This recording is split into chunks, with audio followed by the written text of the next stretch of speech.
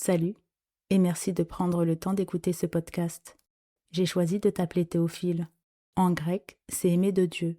Je te conseille d'écouter les épisodes dans l'ordre. Tu verras, ça prend tout son sens. Juste pour info, la semaine prochaine, exceptionnellement, le podcast sera mis en ligne à 18h. Bonne écoute Théophile.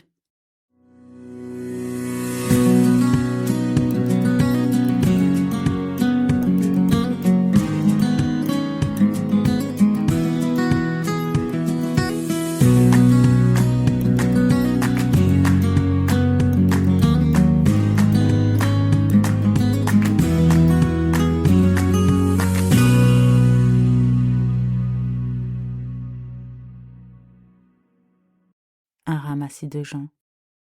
Le ramassis de gens qui se trouvait au milieu d'Israël fut saisi de convoitise, et même les enfants d'Israël recommencèrent à pleurer et dire « Qui nous donnera de la viande à manger ?» Nombre 11, verset 4. Ramassis.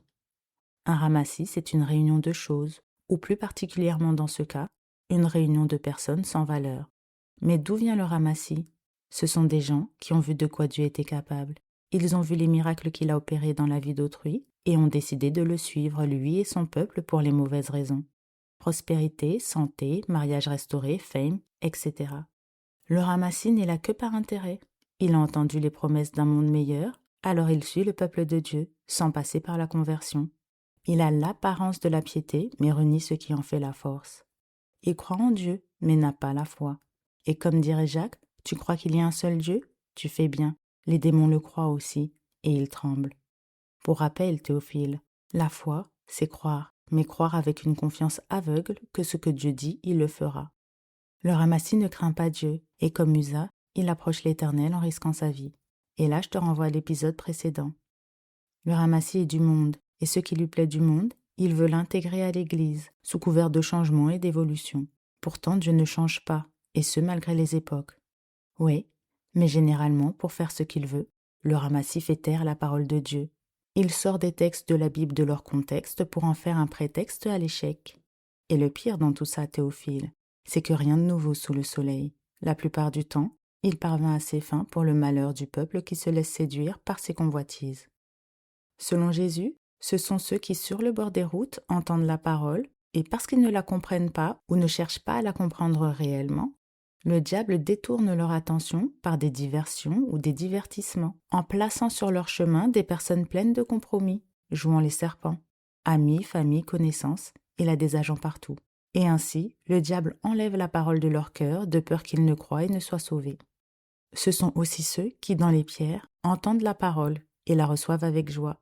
Ils croient pour un temps, mais sont trouvés faibles face à la tentation. Ils sont égoïstes et idolâtres de leur propre personne ou d'autrui. Même leur désir de servir Dieu ne tourne qu'autour de leur propre volonté, et non sur l'action du Saint-Esprit. Parmi eux, certains vont jusqu'à remettre l'existence de Dieu en question lorsqu'ils font face à des épreuves. Ou il y a encore ceux qui tombent parmi les épines. Les épines représentant les péchés innés et acquis, les mauvais penchants ou mauvaises habitudes qui ne sont pas éradiquées et finissent par étouffer la vie même d'un chrétien, à travers les plaisirs de la vie, les désirs d'acquisition de richesses, les soucis, etc. Ces différents types de personnes sont à l'Église, pour un temps ou pour la vie. Mais rien ne change chez eux, ni en eux. Du moins, l'essentiel est délaissé. Du coup, ils se sont spécialisés dans le mélange de la vérité et de l'erreur, du sacré et du profane, ce qui crée la confusion parmi le peuple de Dieu, qui se laisse généralement séduire, rendant le chemin vers sa destination périlleux. Et tu sais pourquoi il y a tant de ramassis de gens parmi le peuple de Dieu, Théophile?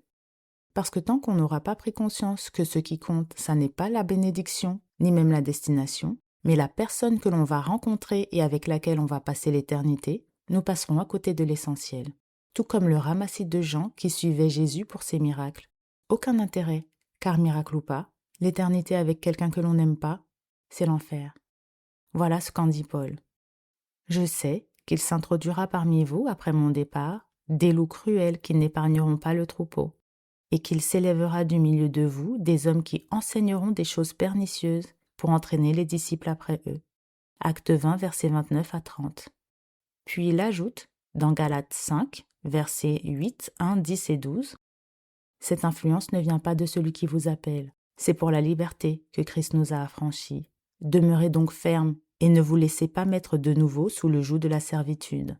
J'ai cette confiance en vous, dans le Seigneur, que vous ne penserez pas autrement. Mais celui qui vous trouble, quel qu'il soit, en portera la peine. Puisse-t-il être retranché, ceux qui mettent le trouble parmi vous. Très bien, Théophile. Il va falloir rester bien concentré et ne pas te laisser détourner par toutes sortes de confusions. La vie éternelle, c'est que tu connaisses Dieu. Prends courage, on rentre bientôt. Merci pour ton écoute, Théophile. J'espère que ça t'a plu. Si oui, n'hésite pas à partager. Et moi, je te dis à la semaine prochaine.